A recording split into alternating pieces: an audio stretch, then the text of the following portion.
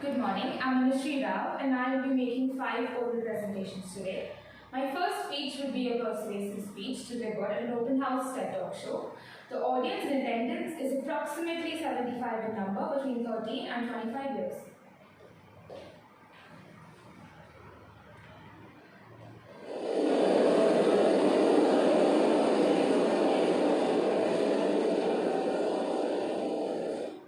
A quote by Professor Stephen Hawking says that the creation of the powerful artificial intelligence would either be the best or the worst thing ever to happen to humanity.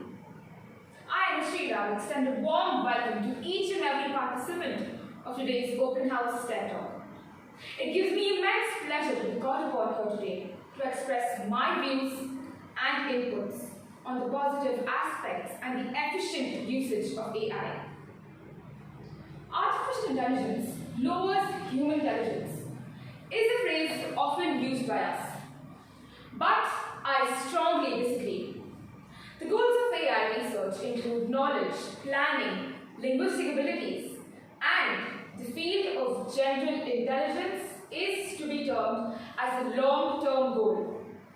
Then how can we say that the goal that has yet to be set and achieved is harming human mankind? Let us take an example. You have an open source control in your home device installed with the automatic alarm set as well. One night you have an intruder get in and you will notify and expect your alarm to alert you. Thus, who saved you? The alarm and of course the police department. Then how can we possibly think of AI to be a threat? Unless and until it disobeys, that allies itself with Loki from Avengers and plans to betray you. What are the chances of that happening? Let's say 100% perhaps, but of course the negative scale. From AI translators to fitness trainers to software intelligences like Siri and Amazon, AI has proved to us its positive side. Because you would not possibly sit learning over the 6,500 languages that exist or waste your time and investment in physical gyms now, would you? We also prefer to use the GPS during long-term goals. And, mind you, if you are using a smartphone, you are knowingly or unknowingly enjoying the positive aspects that AI provides to you. Wildlife conservation is essential to maintaining the most fragile ecosystems on Earth. AI does nothing but track animal movements and lets us know which habitats we need to protect at all costs. For example, the Jim Corbett National Park in the northern state of Uttarakhand in India uses AI algorithms to come up with the best techniques to conserve these endangered species. AI is also tremendously used in medical fields, and almost all complicated surgeries today can be successfully carried out with these advanced technologies. And it does nothing but help doctors to operate on tumors in radiosurgery without damaging the surrounding tissues. Thus, from education institutions to healthcare facilities, environmental aspects, AI has proved to us its positive side and helped to solve many social and moral issues. AI is on its way to changing the world as we all know it, and let us be positive enough to help it let us do so. Thus, on that note and from the above listed measures, we can conclude that AI until now has definitely been a boon. And the best, I repeat, the best thing ever to happen to humanity. Thank you.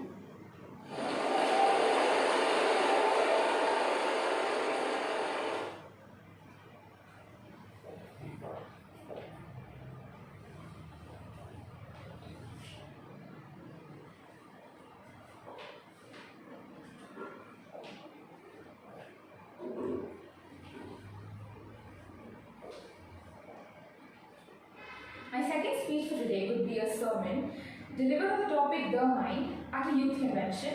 The audience in attendance is approximately 30 in number, between 17 and 25 years.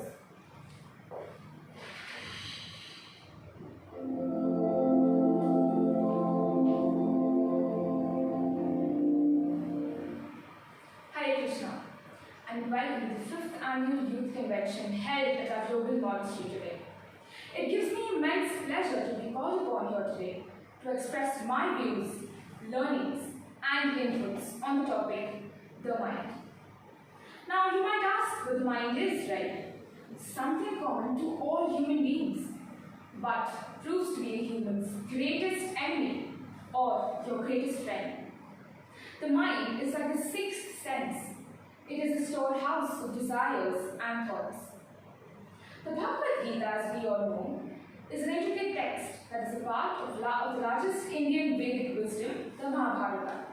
And there are numerous texts in the Gita that speak about the importance of controlling our mind.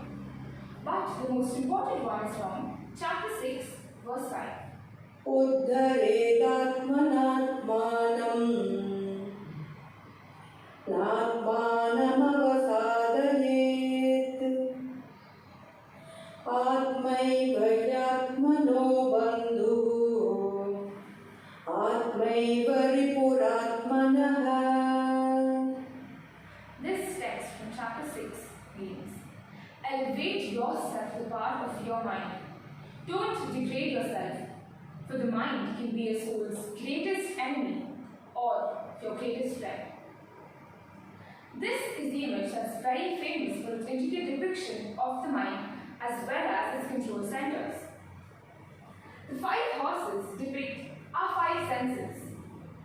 The reins of the chariot depict our mind.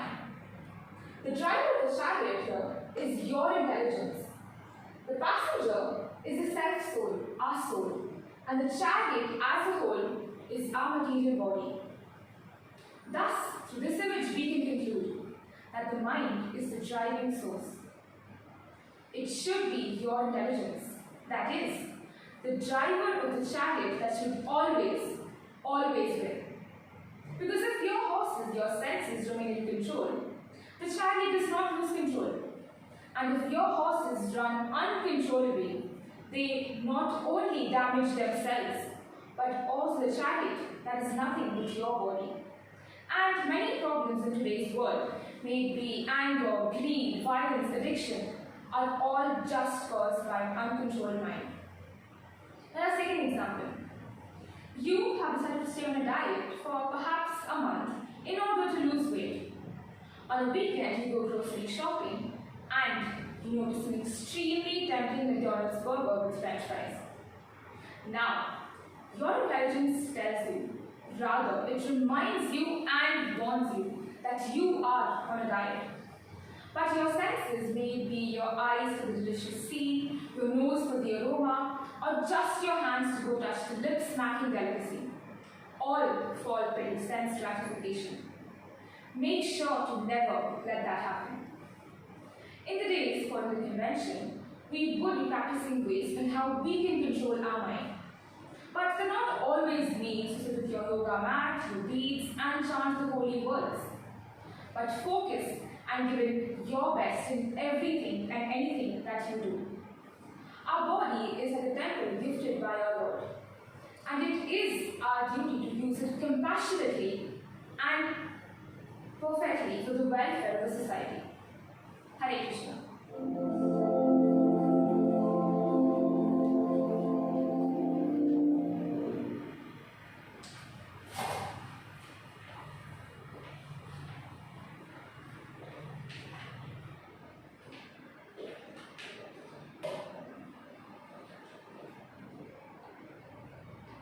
My next speech will be a new speech or told twice.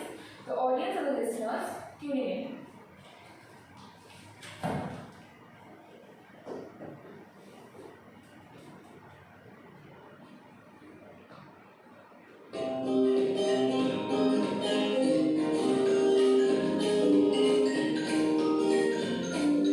Hello, good morning everyone and welcome to Morning Vision with your host Anushri, bringing you the latest on the 7 biggest social media platforms.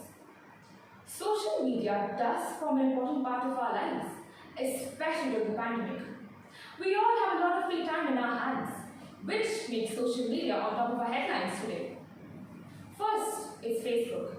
Oh, there's always space for us on Facebook, isn't it? May it be for industrial purposes or just simply for pure entertainment.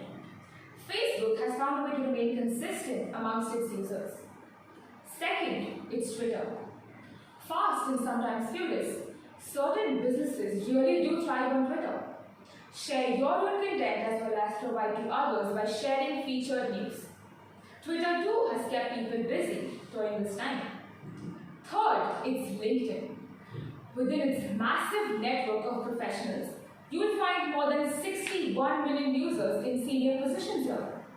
If you are looking for decisions to make, jobs to find, people to hire, office stocks and products, LinkedIn is definitely the place you all are looking for. Next, it's Instagram and Snapchat. Statistically, the average time being spent on these platforms increased by more than 35% as compared to pre-lockdown era. Next, it's Pinterest. Known to pioneer ideas, it not only grew users for itself, but also generated ideas creative enough to keep people busy. Last but not least is YouTube. No explanations required, right? From more subscriptions to more users to more videos, YouTube too, just like Pinterest, has kept people busy and occupied. So here is Anushri signing off with a bit of advice. Even though you use social media, make sure to let it not use you. On that note, goodbye and stay tuned to Morning Vision for more news.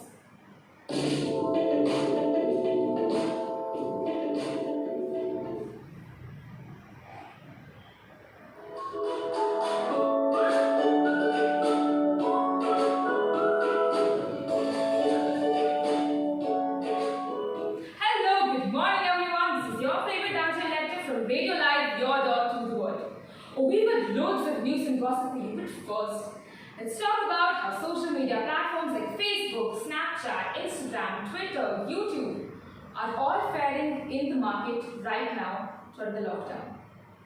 You know, people are in love with social media platforms.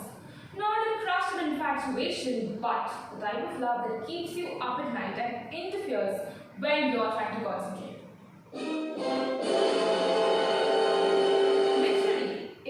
Become the go-to activity. We log off because we're bored. And then we log back in because we're bored again. How smart of us, isn't it?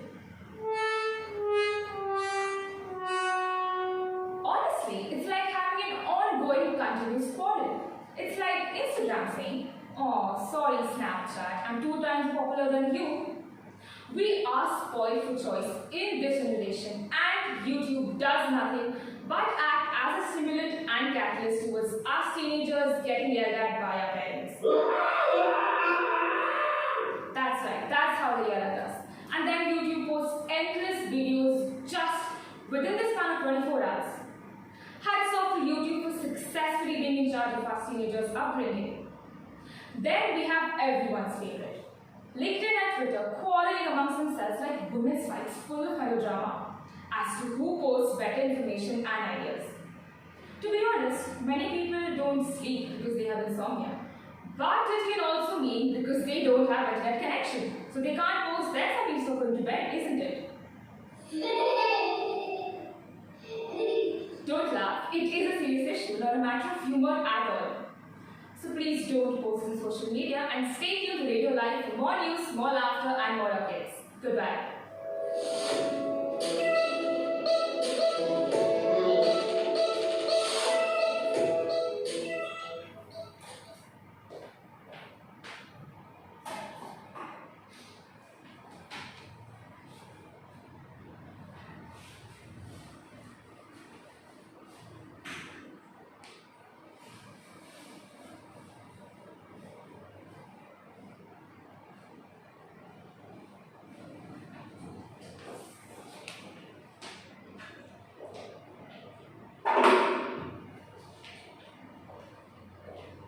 My next speech for today would be to introduce and thank the speaker. The event is a literary festival and the audience in attendance is approximately 60 in number, between 20 and 65 years.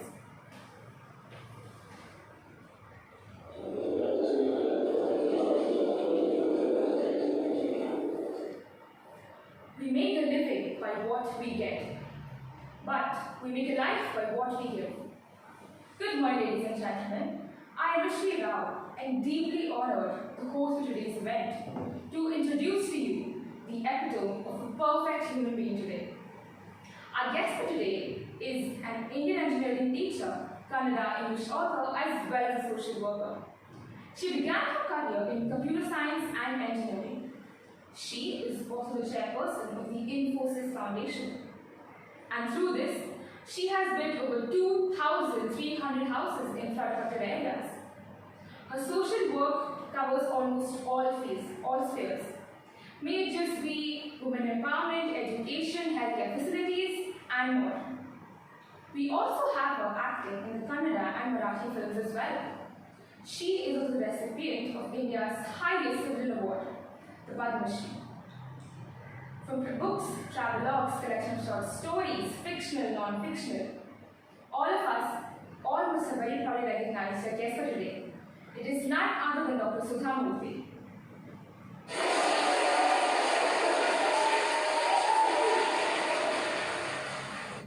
From the theory of karma to social moral issues, mythological stories, and even the genre of comedy, we have her winning the hearts of all her readers. And although her books are known for children, I know my grandfather and I would enjoy them the most.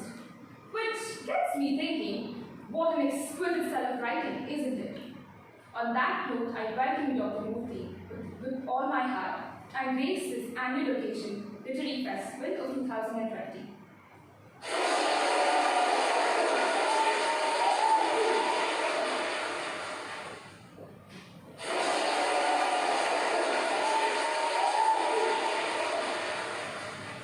I deeply thank you, Ms. Murthy, for such a wonderful address. This has indeed proved to be meaningful for all of us. May it just be the deliverance of the perfect connotations with humor, or just simple life examples with learnings. Your deliverance and humility has touched each and every one of us. We truly should be learning from you as to how we can blend the aspects of simplicity and cast a humongous difference to humanity. May it just be the deliverance of the perfect connotations you have instilled in us, the fire to now help others by first changing ourselves. As you mentioned in your speech, yes, I agree too. The best way to change is definitely to change ourselves. The scenario you created by depicting the social works done by you is indeed an eye-opener. The love and intimacy that you share with your readers and children, may it just be as a social worker or as an author, you have embodied in us a new radiant energy that would never lessen but only increase and bring out the pragmatism within us. Thus, Dr. Murthy, I thank you with the bottom of my heart, and as you have not only given us your valuable time, but also instilled in us a new, positive and different version of ourselves. And on that note, I bid each and every one a very good night. Thank you.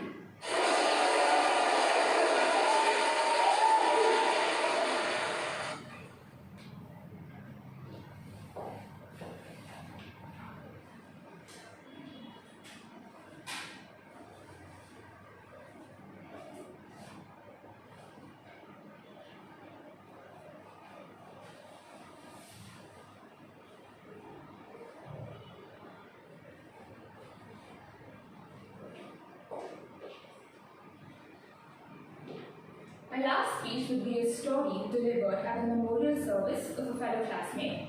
The audience in attendance is approximately 40 in number, between 15 and 55 years.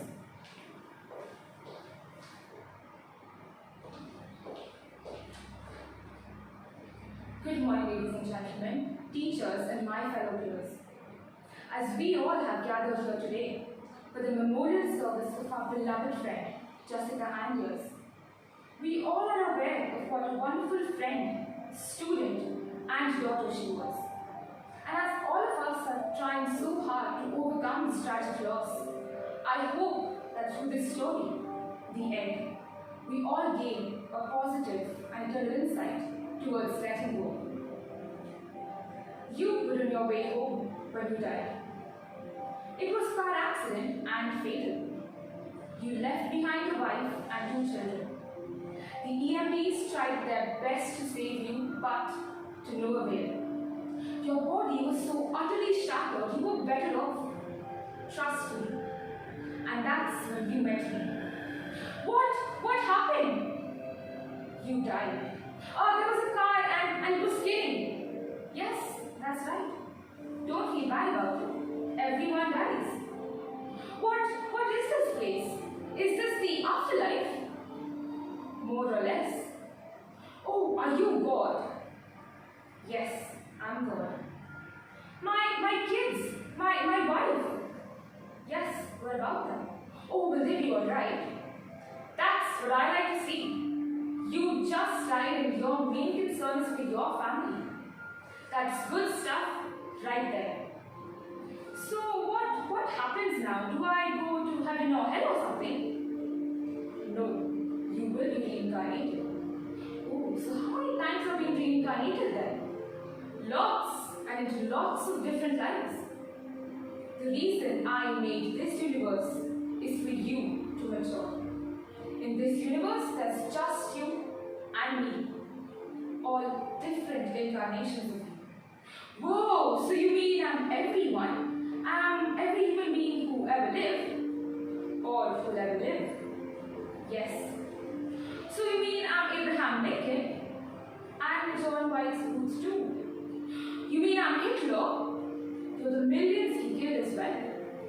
Every act of kindness you've done, you have done to yourself.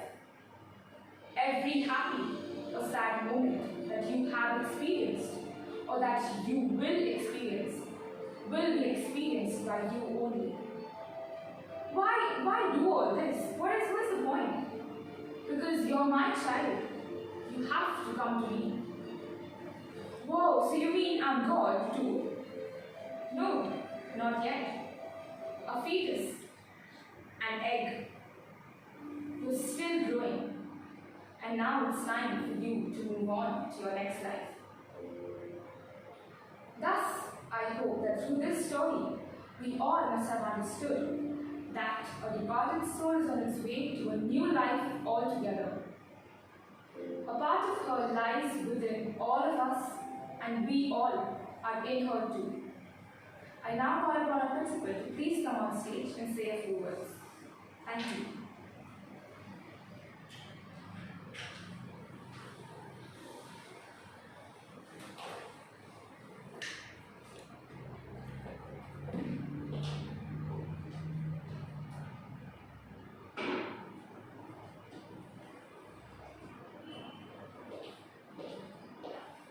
I will now be moving on to the reflection task of the exam.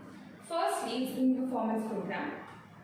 I believe that every speech does need to have a starting point, and for me personally, I would say that I had attended an inter-school debate titled, as I quote, "Artificial Intelligence Lowers Human Intelligence."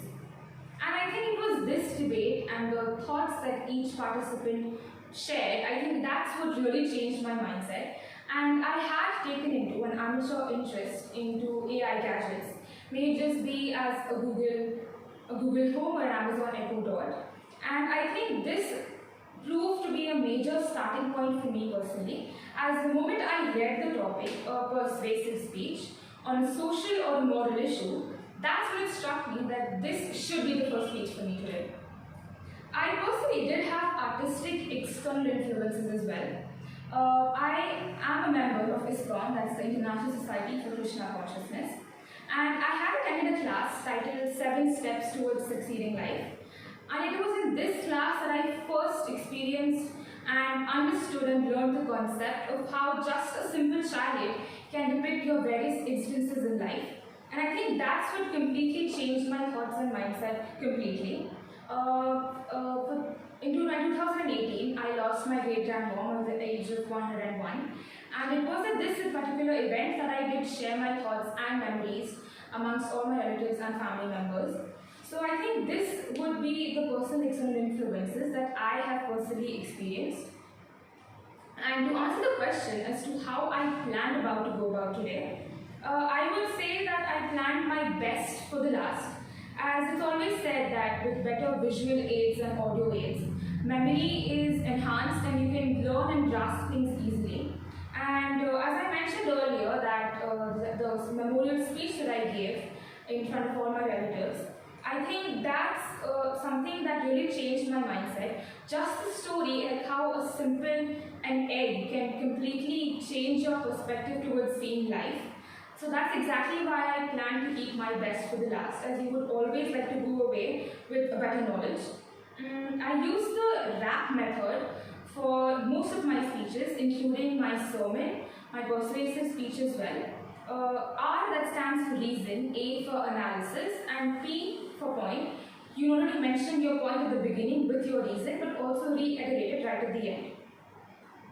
I created balance and variety with the audience.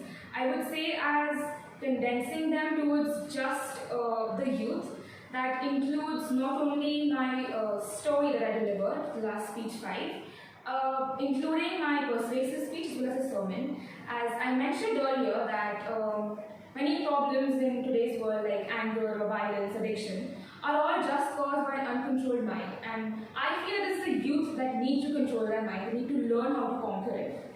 So that's exactly why I condensed it towards the youth on an average between 17 to 25 years.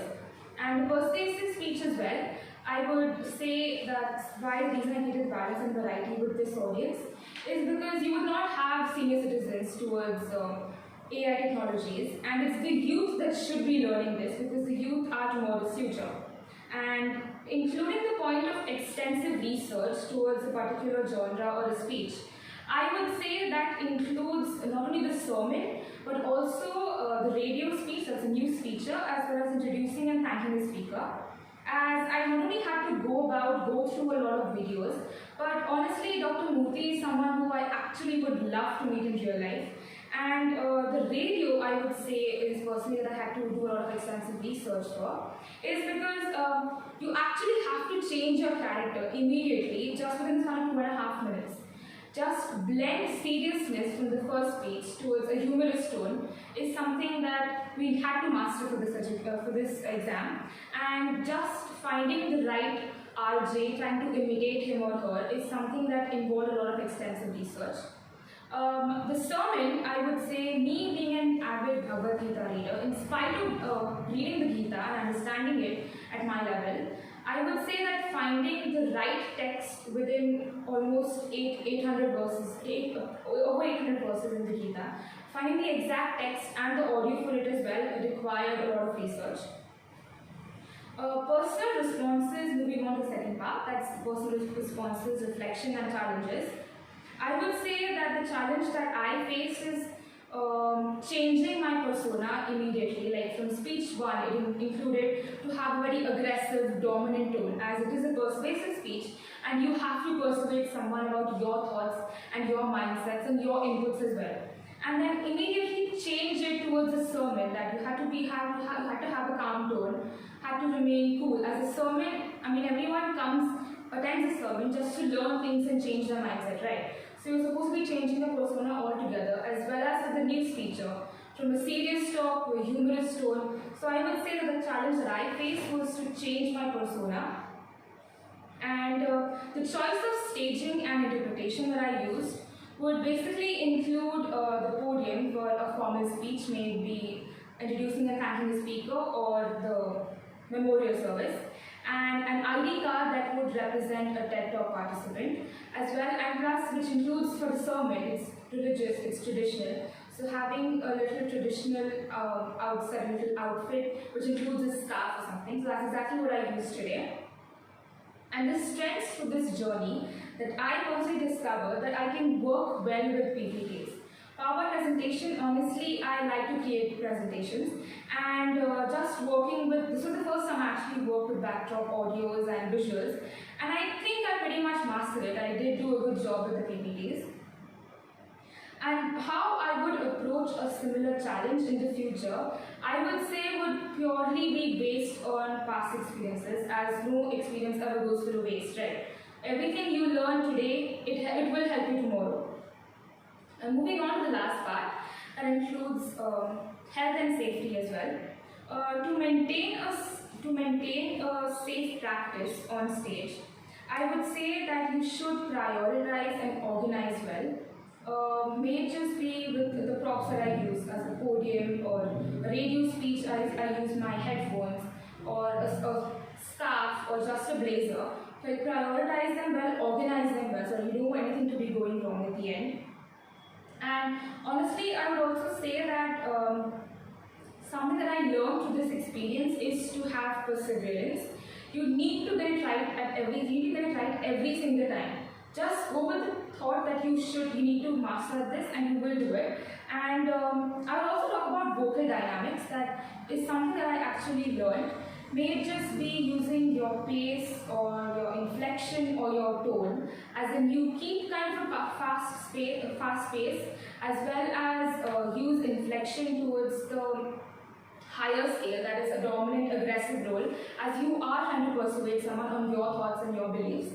And inflection and rhythm and variety especially includes for a radio or a news feature, as you are talking in a rhythmic way. You're supposed to be changing it from a serious tone to a humorous and a joking way. And for me personally, I did plan to keep a plan in the back of my mind. As I mentioned earlier, that because I had an interest into AI gadgets and the debate that I had attended as well, I would say that the moment I read the topic of a persuasive speech and the social or moral issue, I had a plan in the back of my mind that this should be one of my 5 speeches. And because I had also attended the class at Monastery, that's exactly the 2 rough plans that I had in the back of my mind, which did help me today towards prioritizing and saying out my speeches, delivering them well, all 5 of them. Towards maintaining physical health and vocal health, I would say practicing various techniques and exercises for tightening your vocal cords, especially when you're supposed to be changing your tone and changing your pace, changing your rhythm. Tightening your vocal cords, having good control over them, these exercises really help a lot. And for me personally, I'm someone who runs on a dry throat, may it just be for nervousness or for any other reason, as a matter of fact. Keeping a bottle of water next to you is something that really helps me. And a week prior, final exam, I did personally, because of the current times, I did personally, every night I did gargle, which did help me and kept my voice intact as well. And I would also say that stay focused, stay determined, actually finding out time, removing out time from just may just be as virtual classes or any other exams coming up forward. Staying focused and removing out time is something that's essential towards mastering something. And always having a smile towards when you're speaking may just be as if put in a character, or just as maintaining authenticity, just being you. And yes, I would like to end by saying that this exam experiences, everything that I have learned has definitely proved to be meaningful, and it would help me in my future steps as well. Thank you.